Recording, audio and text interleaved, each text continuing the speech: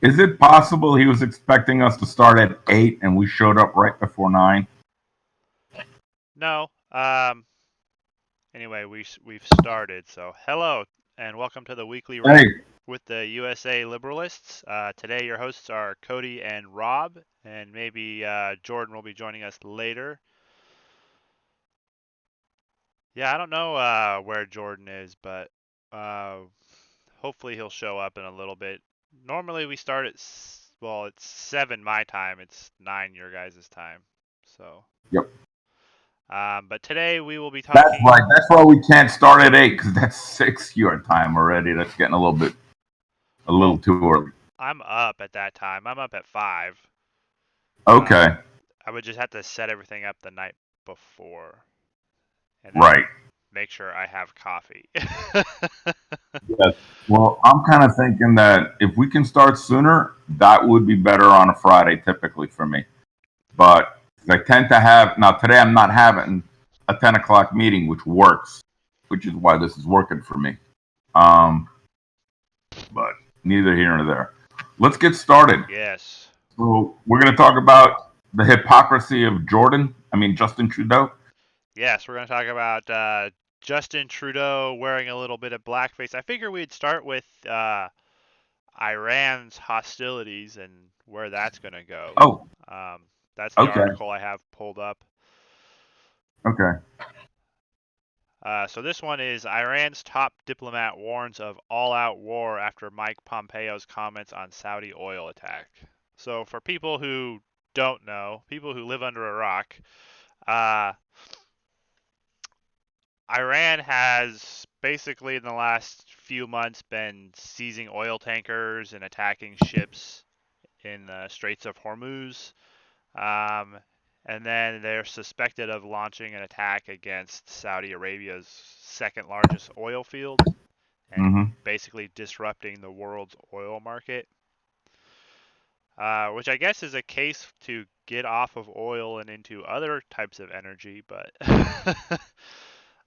it's still not good. Like you're not supposed to attack other countries in this way, and I personally have no idea why they're doing it, other than like the Ben Shapiro take on it. It's that the Iranian government is kind of weak, and so they are using this essentially to unite the people with a common enemy. That's actually, I didn't hear Ben's take on that, but that was kind of what I was thinking. They're saber rattling because their popularity at home is in the tank. Right, yeah. So they're showing that they're standing up to the great Satan or whatever these they call America now. The great racist, who knows? No, I think it's the Great Satan. We Yeah. haven't we haven't lost that title yet. You know. I mean, that kind of sounds badass. It's the great fucking Satan, man. Don't mess with that guy. Come on. It just kind of sounds like a biker name. It, yeah, it does. What's his name? Great Satan. Yeah.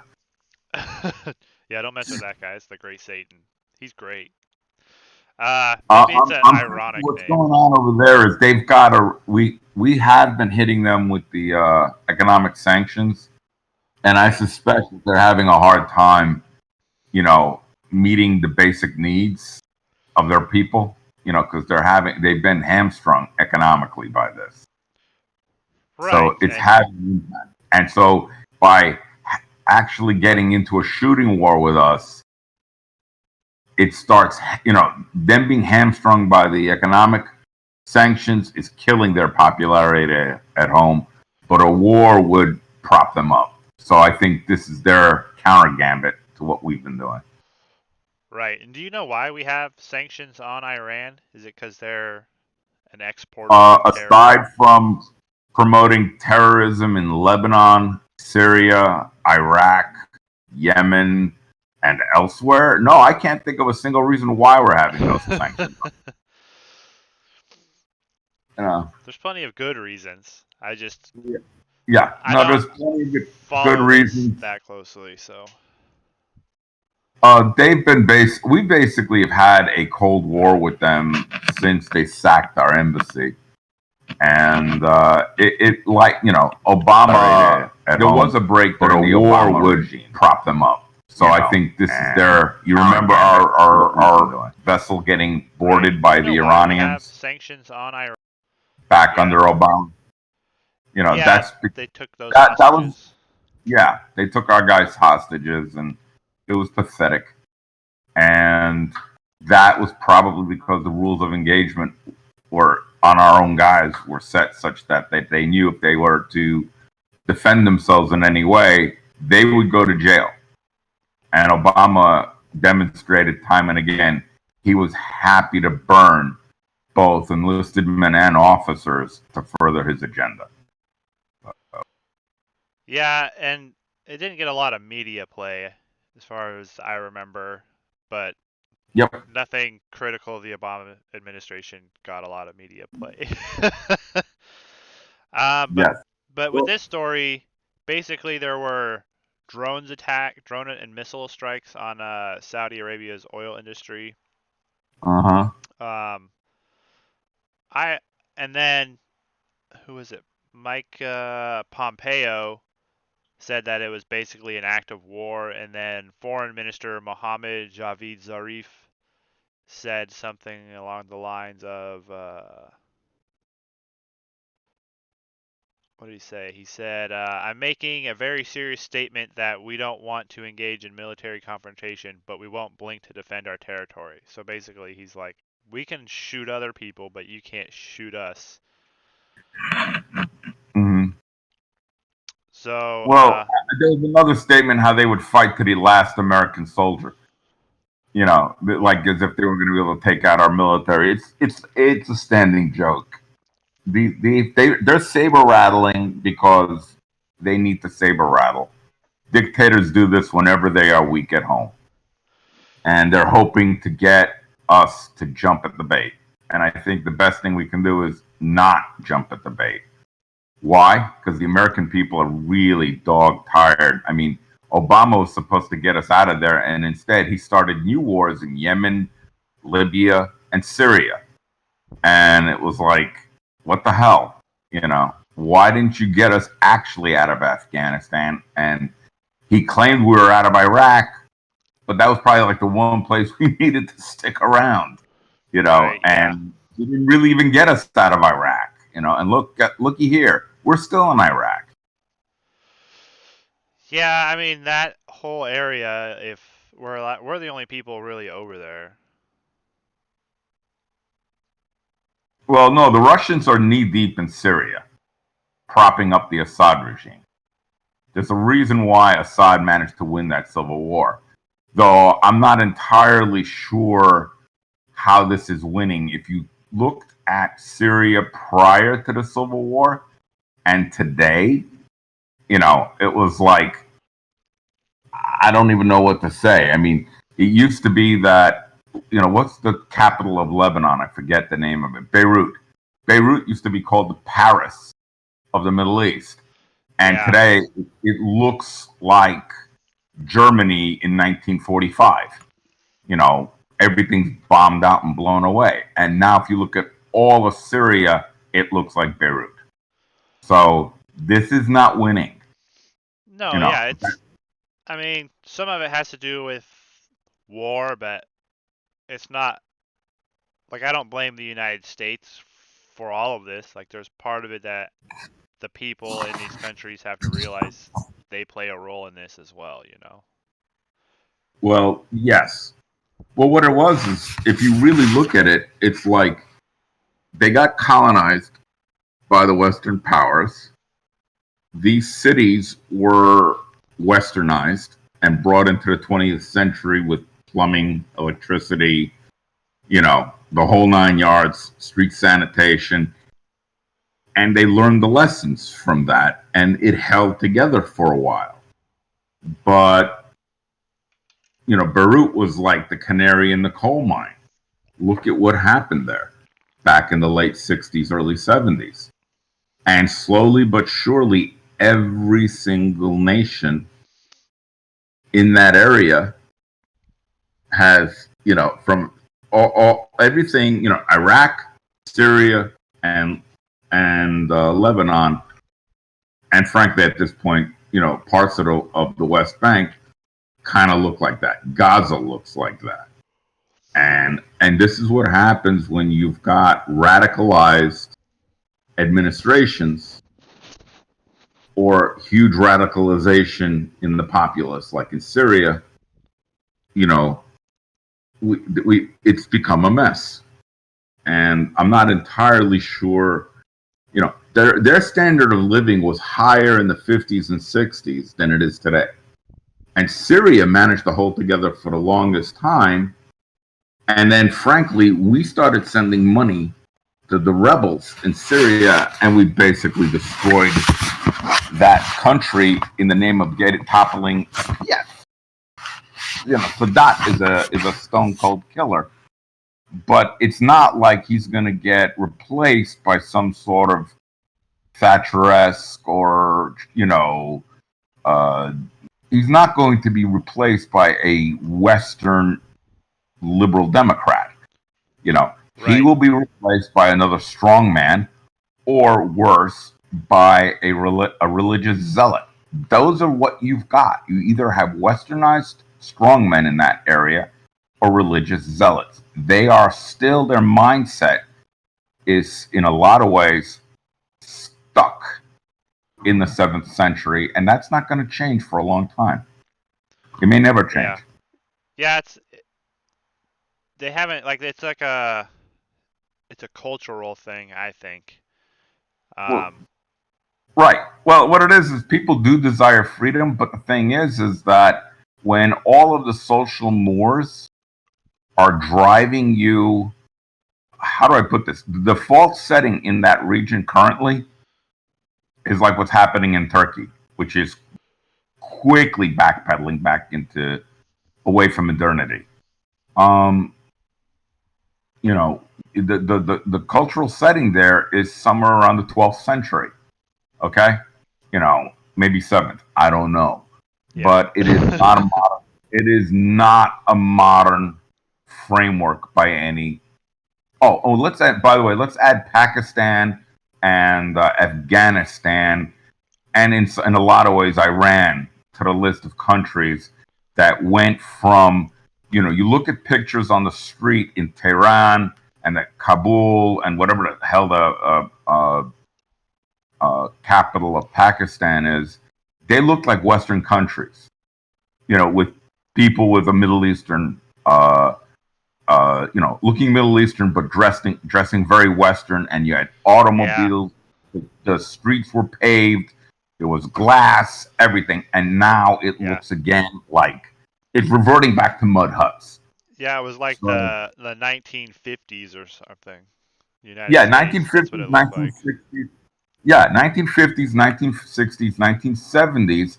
It still was all hanging together. It wasn't until the Russians came in Afghanistan, and then it went all to hell. It wasn't until Syria saw its civil war that it went all to hell. I don't remember when Pakistan reverted back to barbarity, but they have. And then Iran had in the late 70s their reversion to barbarity. And Iraq, well, in a very real way, in 1991, when he invaded Kuwait, we bombed him back out of modernity, and they never recovered because it wasn't like he was progressing them forward in any kind of a way. He was just holding on to that 1960s status quo when he took power. It wasn't getting better, but it wasn't getting markedly worse. And now the lid's blown off that nation, and it's actually not even a nation. They drew those lines, without any idea as to who actually lived there. Yeah, I You think know, part of it is working that out is that these lines were drawn after World War II, essentially. nope, they were drawn after World War One. World War One, okay. Uh, Yeah, but they were drawn, and I don't know that the people there were necessarily consulted, But now they Oh no, exist, no, no, and no. so the No, people, nobody asked the people who live there a damn thing.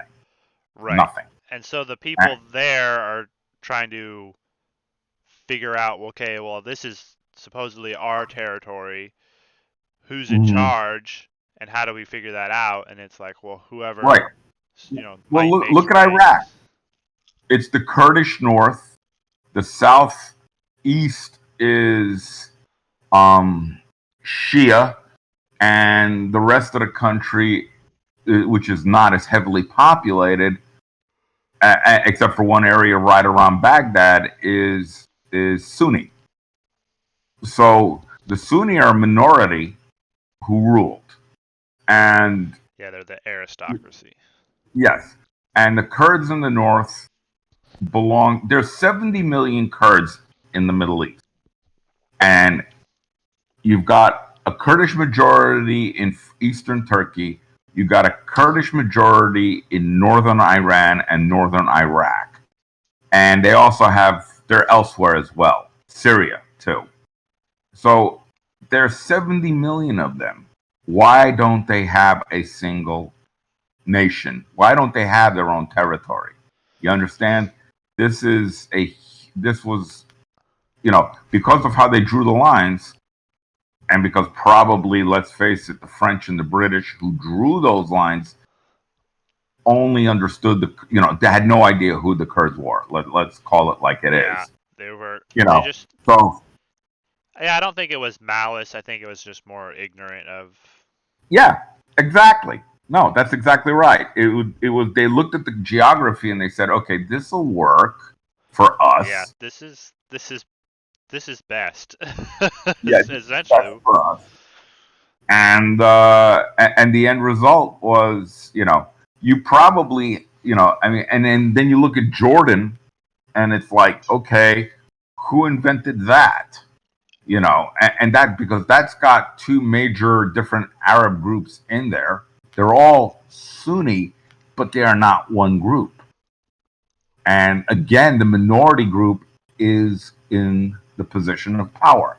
So that's another powder keg that hasn't yet erupted. So Jordan is still in pretty good shape, but and they used to have the West Bank, but at this point, they don't want it. They don't want it at all because that's a highly radicalized population. And what's a real shame is back in the 80s, there was a liberalization of the economics, and the Israelis and the Arabs who lived there were trading, and there was things going on, and the standard of living was going up.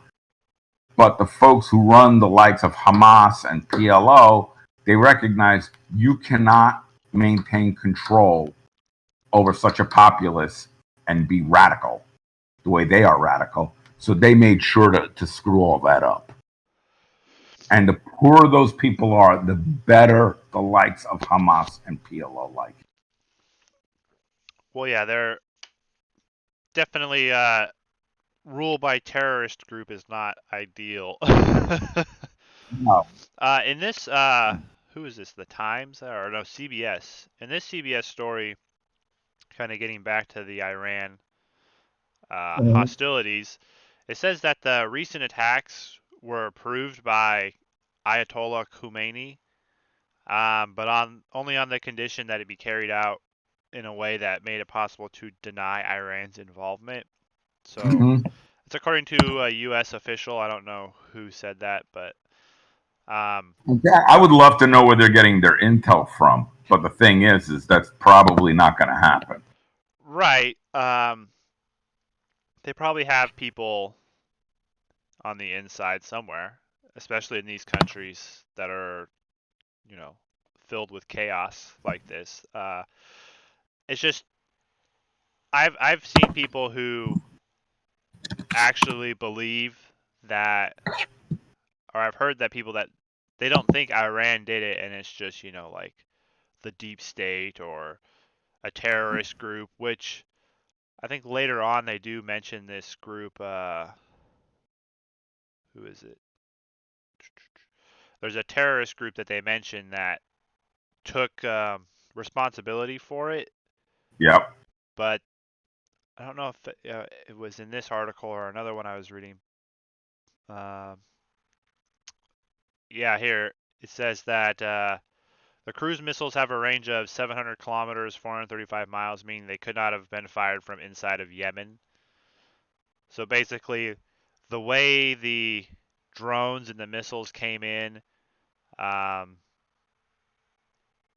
it's outside of the range of the missiles that were actually used.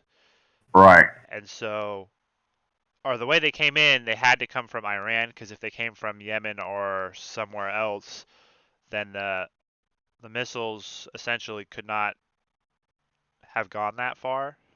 Right.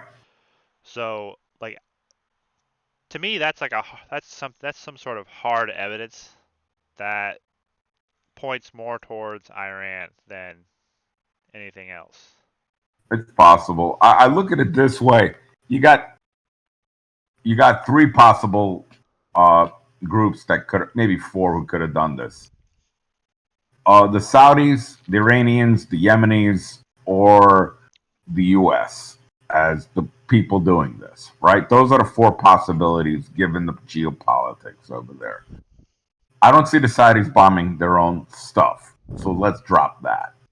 The Yemenis, it's too far away from them, and I don't think they have the what's the right word? They didn't have the technical means to accomplish the mission, given the kind of missiles that were used.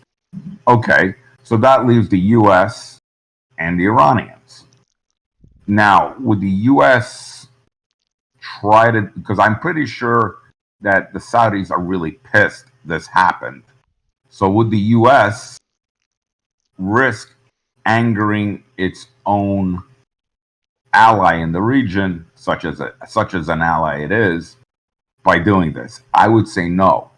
And not only that, if you look at the Trump administration, warts and all, they don't seem to be that interested in going to war, which is why they probably got rid of Bolton, who has never met a war he didn't like.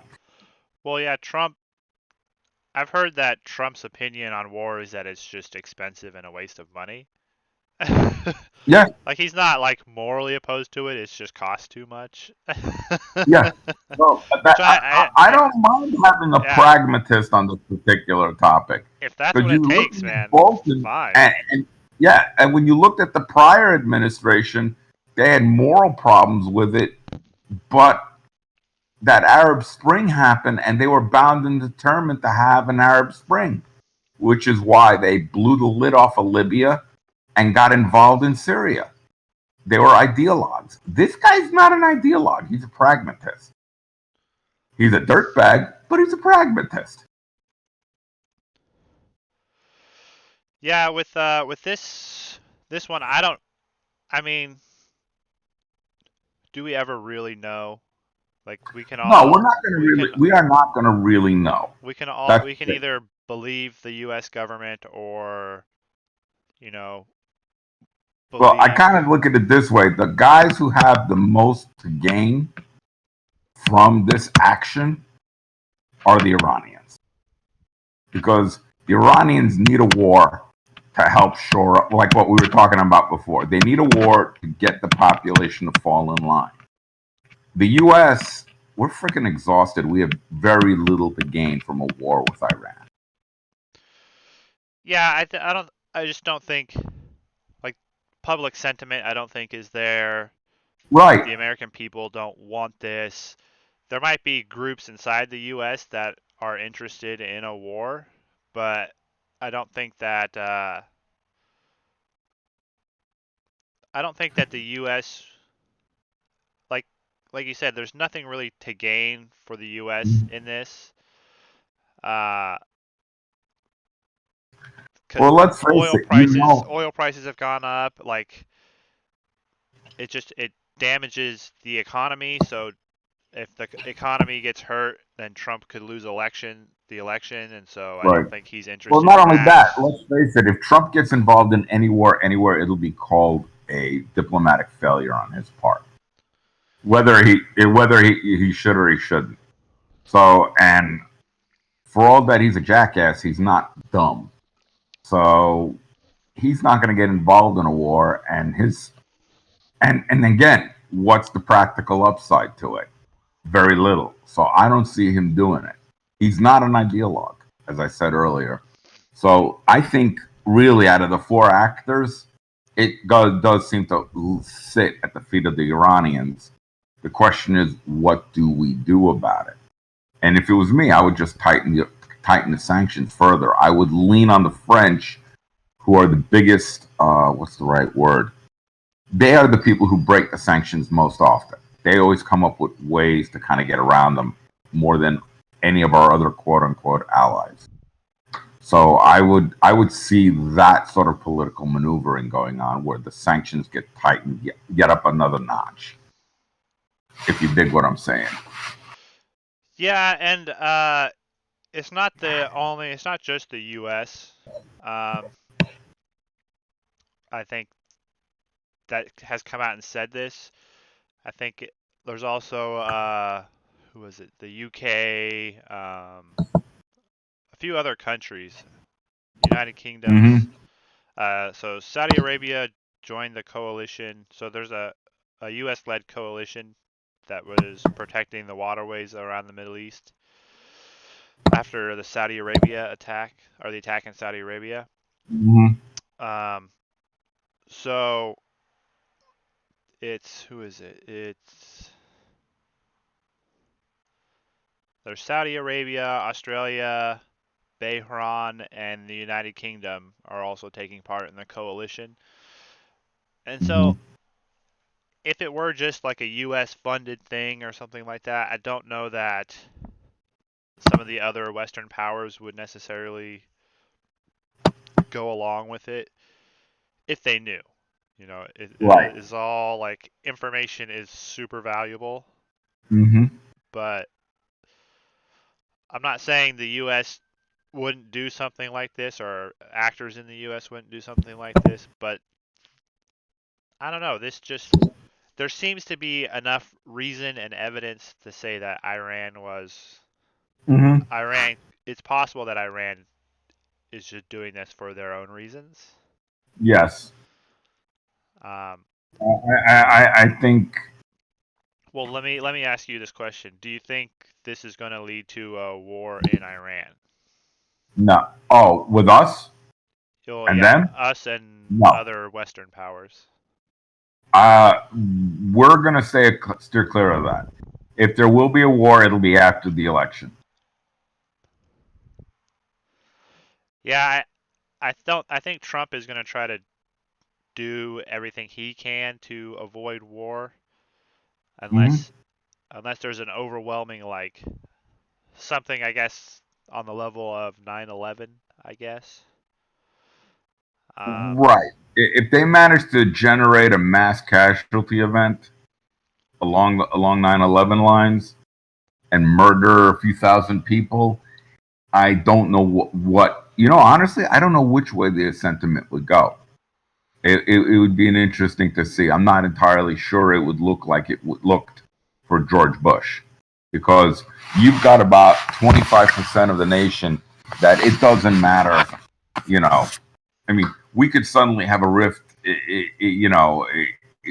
Some rift with another universe, and the orcs could come pouring out into North Dakota, let's say, and the Democrats would be against Trump taking action against them. I mean, they'd there's a segment of the they'd population. probably try to It register them doesn't. as voters. There you go. There you go. Yeah, but you kind of get what I'm saying. You could have something that's just pure evil, and they would be against him. I mean, maybe if suddenly the 1945 Waffen SS showed up in Maine, then maybe it'd be okay to bomb them if Trump was doing the bombing. But they would Yeah, probably claim it would be also, well, it's likely that he put them there, kind of a thing. It's that nuts out there, and to me, that level of conspiracy theory and that level of partisanship, where it's party before country, is not a healthy thing at all. We've gone into a dark. So, all right, what's next? I think we beat this one to death. so up next, talking about something being beaten to death. Yes. Blackface. It's been Oh done. God. Well, Oh, I mean brown it face. My bad. Because whatever. there's a Let's call it difference. blackface. There's a difference. To me, it's one of those situations where it's interesting how many Democratic politicians appear in blackface and yet hold on to their jobs. So it tells me that liberal politicians can do this and survive, though they'll be scolded. Hey, Jordan, you there? I don't Hello? see him. Okay, because I just saw Chancellor OT light up Oh, okay. on mine. Well, he'll Yeah. probably join us here in a second. Okay.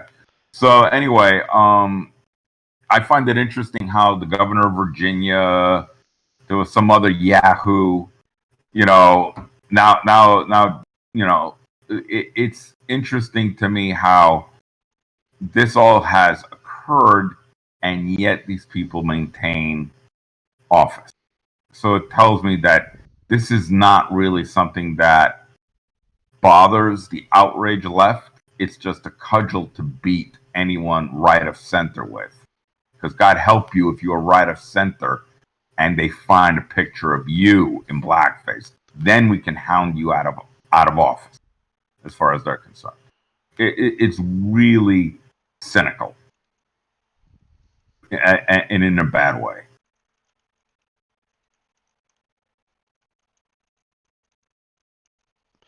Well, yeah, it's like just look at this. I don't know if you can see the picture or not that I have on the screen, but Uh, it's no, I cannot.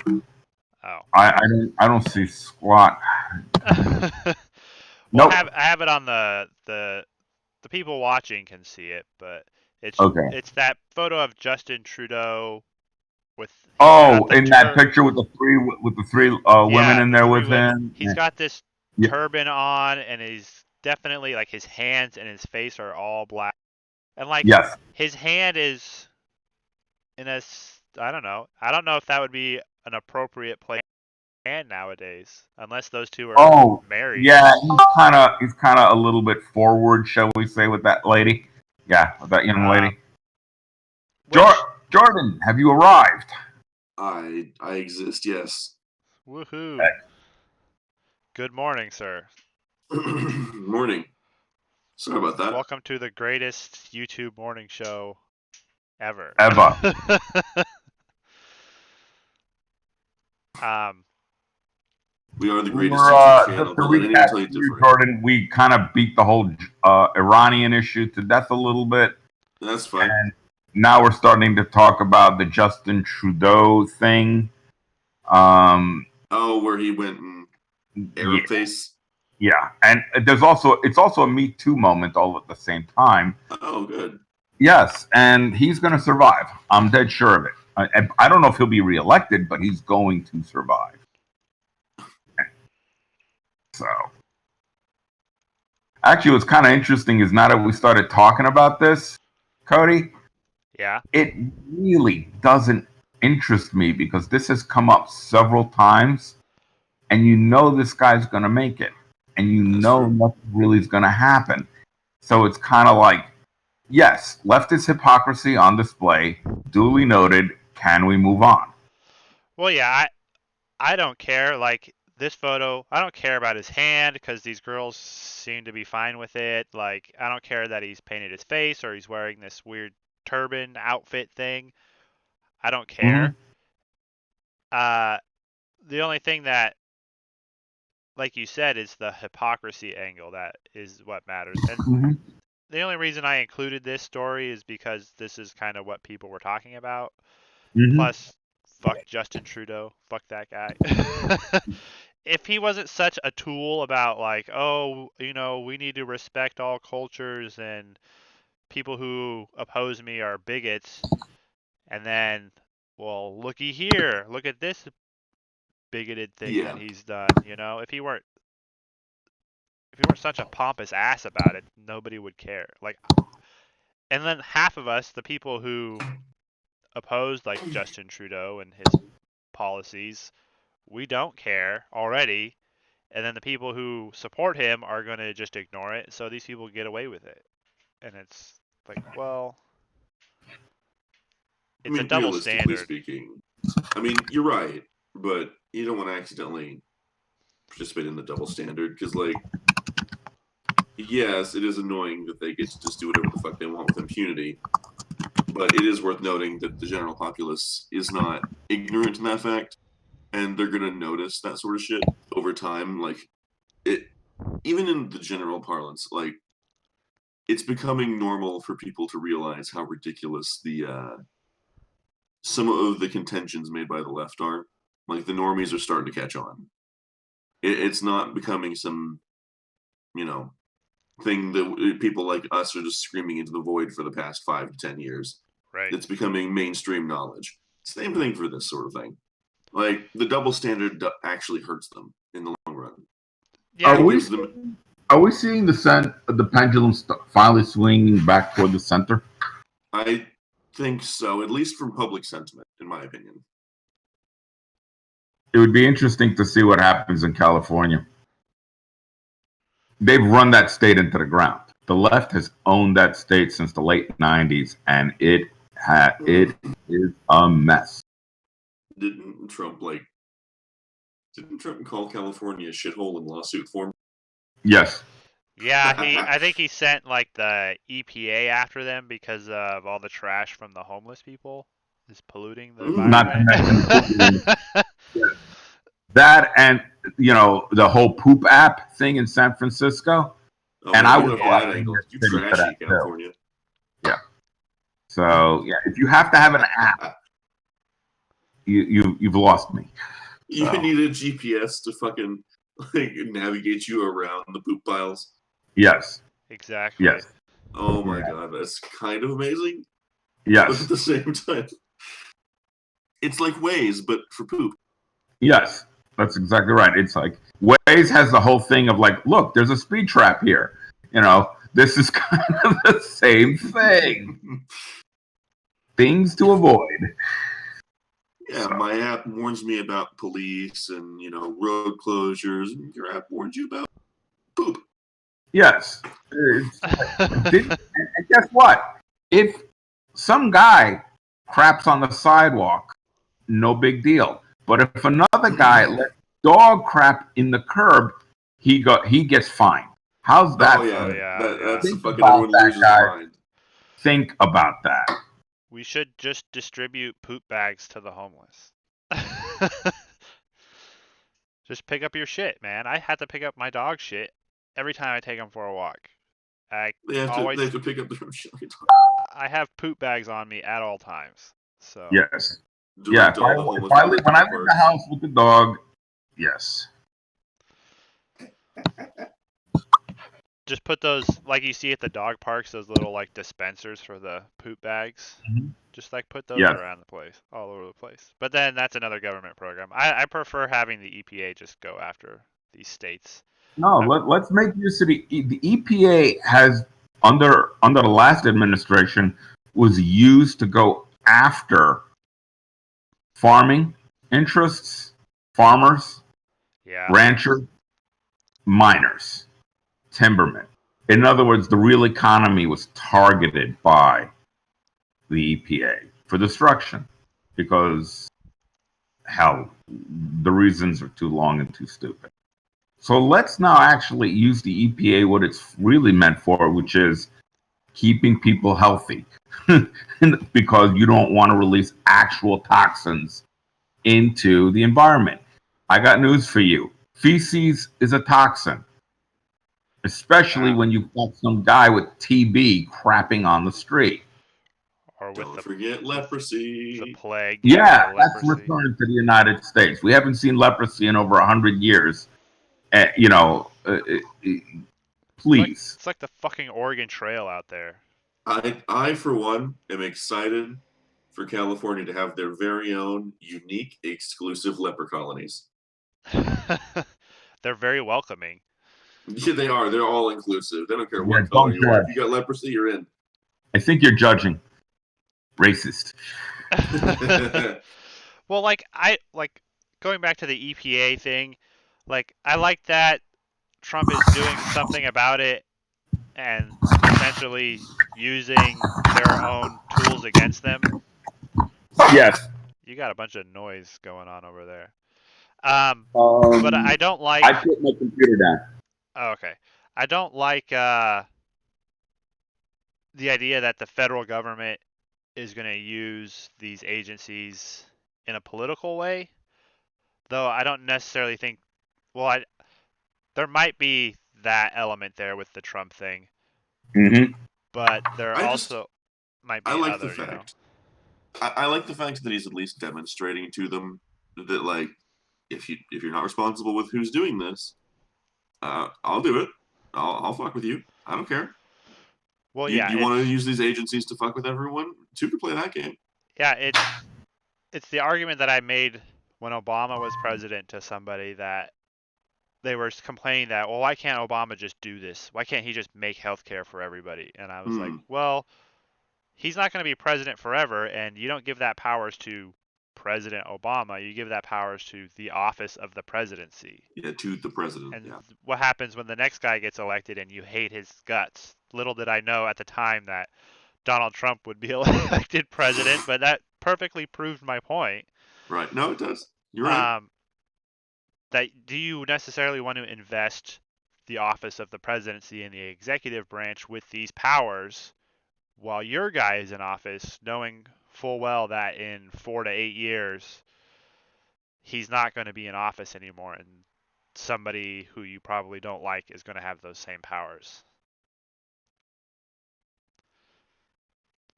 And very often the answer is still yes, because they're stupid.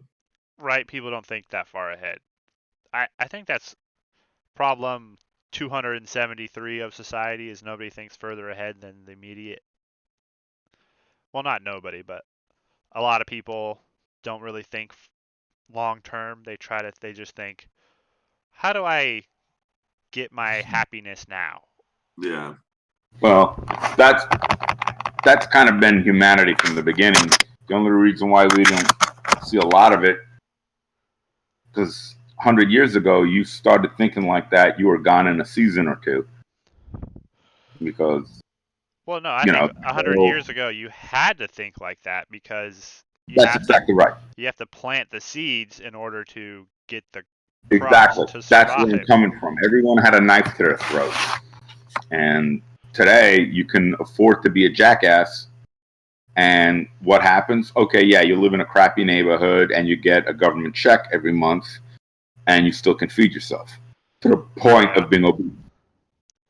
Well, yeah, So taken that's all away. you want. Yeah, it's a problem. I mean, prosperity's awesome and all, but there are some problems with so much prosperity that it's great that you don't have to live on that razor's edge anymore. But then you also start losing sight of, well, I might actually have to plan for the future. That's exactly right. Well, Oh no, not the future. It's too easy to fail. Right, and then there's no consequences for failing. Correct. Essentially. So you fail and you're fine, which is on the one hand good, but on the other hand, like failing for me when I've failed things, that's how I've learned. Those are like the lessons that I've learned the best, is when I screwed up really bad. And so I think there necessarily needs to be consequences. Yeah, there needs to be consequences. At least some consequences for people's actions. Speaking of consequences, the consequence of it being 10 o'clock means I need to go to work. So, right, hey, shift change. Guys, thanks. All right, guys, have a great weekend. I'm looking forward to hearing the rest of this later. Talk to you later, man. Later, Thanks, dude. Peace. Bye.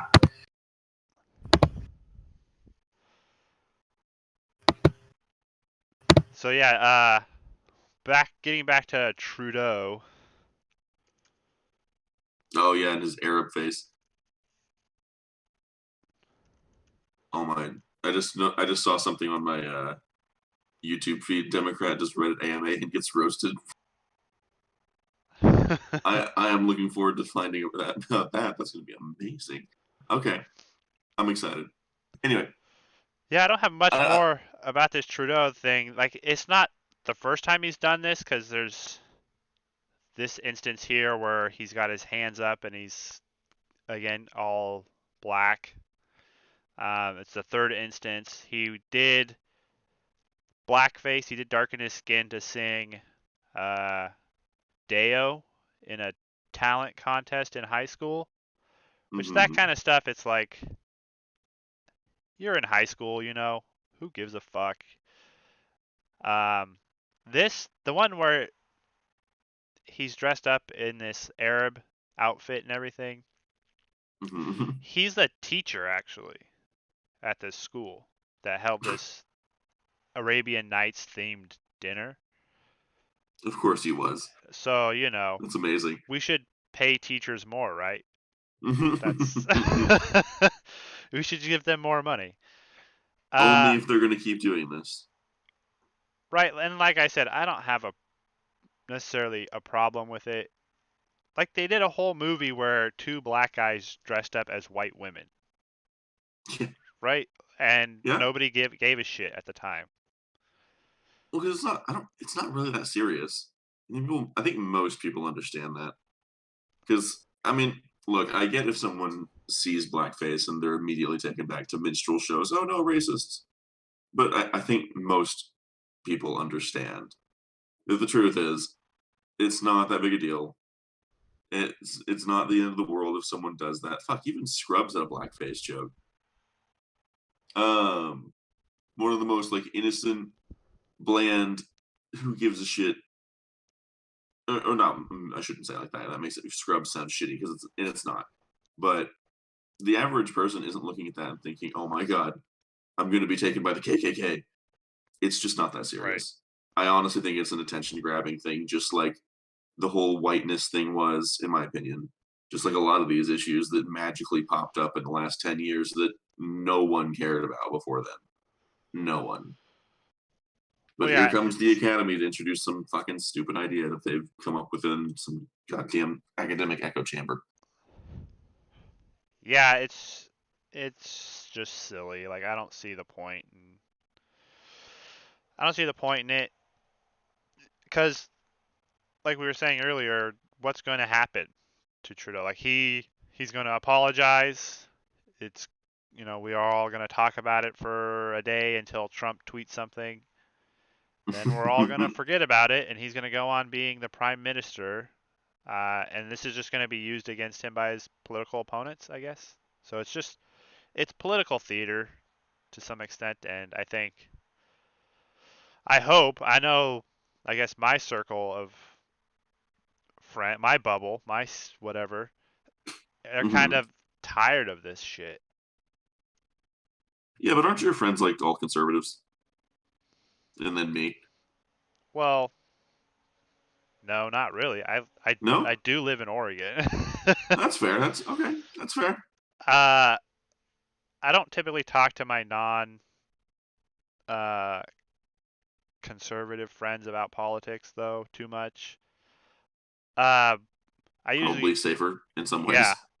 Well, I mean, we have other interests. It's not like sure. we need to like yell at each other about politics and then somebody get upset. That's fair. But when I do, it's mostly they're, shock. They're reasonable about things.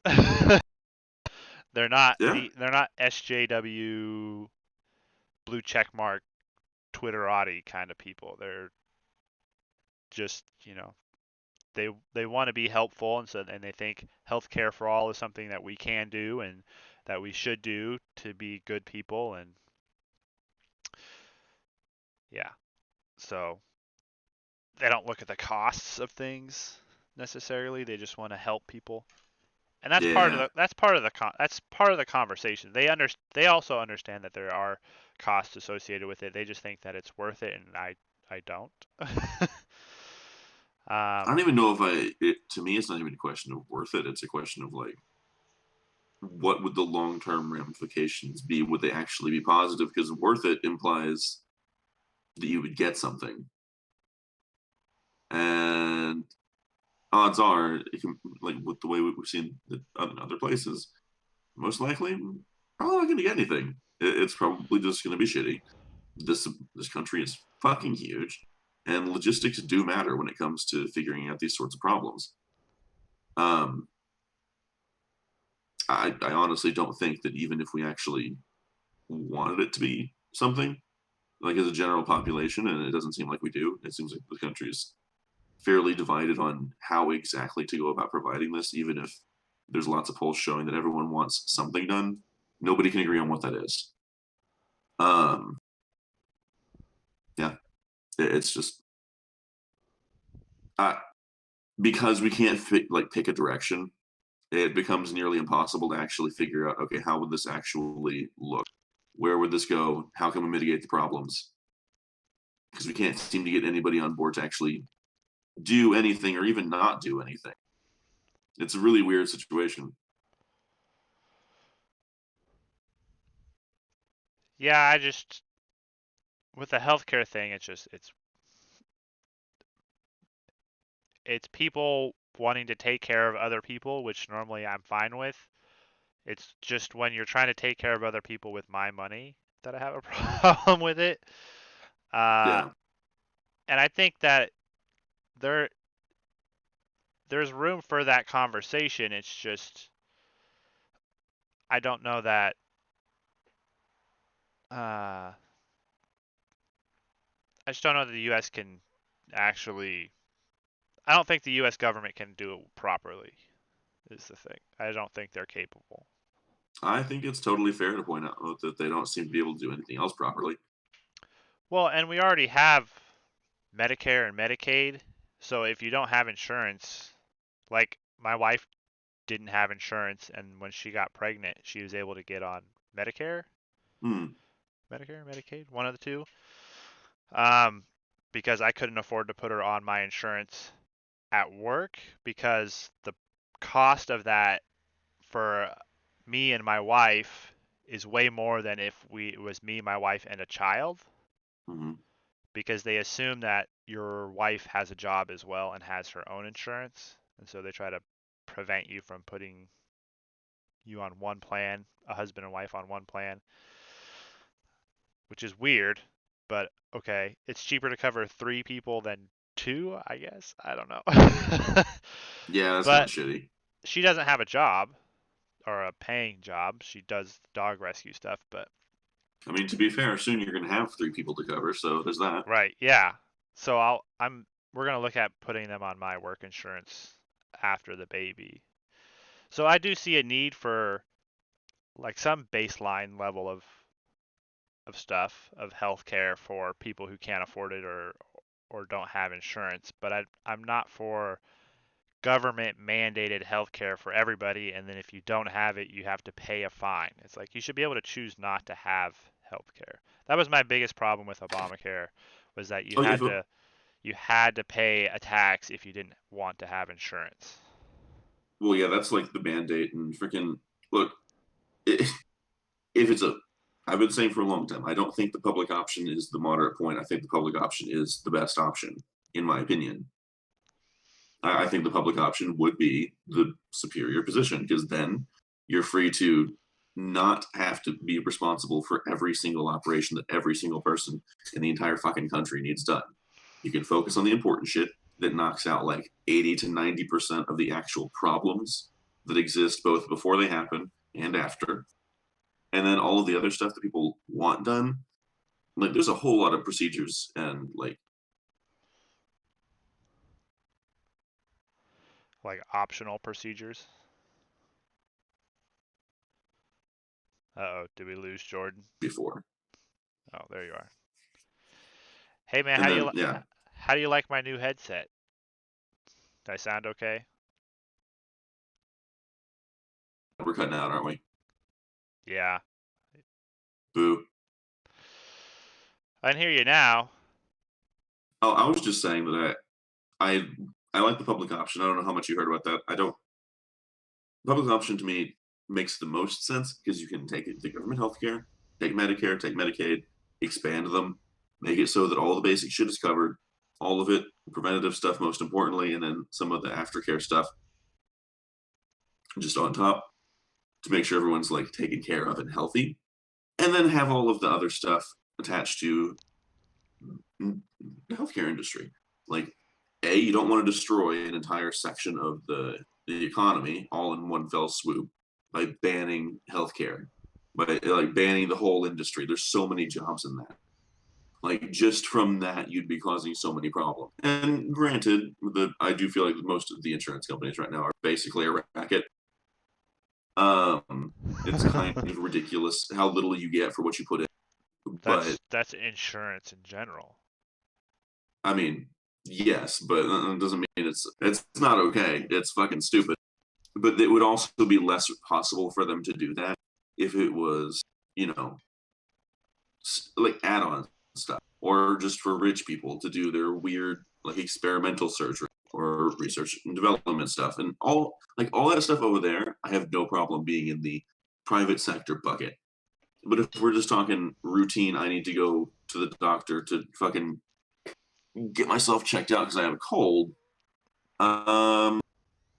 Yeah, I think the government probably could handle that. I don't find that unreasonable.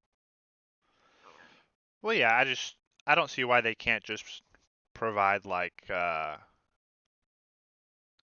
government funded, either state, federal, or local funded clinics if they want that.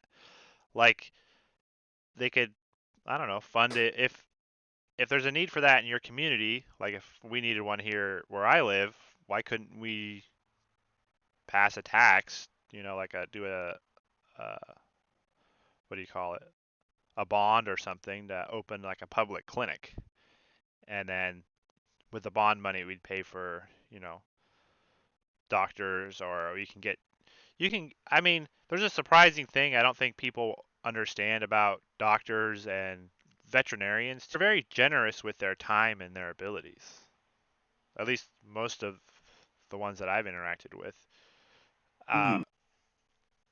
You know, like with veterinarians, with my wife's dog rescue, they'll donate their time a lot of the times for the dogs that we save. And I think it's probably the same with doctors, is that they'll donate some of their time, and skills at a clinic if it's helping people. I mean, not all, I'm not saying, oh, all doctors are this way, so, they're all just benevolent creatures or whatever, but not everybody is. Some of them will be, though. And Yeah, I think you can have I've enough always to make an impact, but it would be nice if there was like a government, like if a community wanted something like that, then the local community could raise their money and fund something. I've always said that they should, like, tax break incentives would be one of the more effective versions of that. Spend a little bit of your future money to convince doctors to actually do it, because the problem with it being pure charity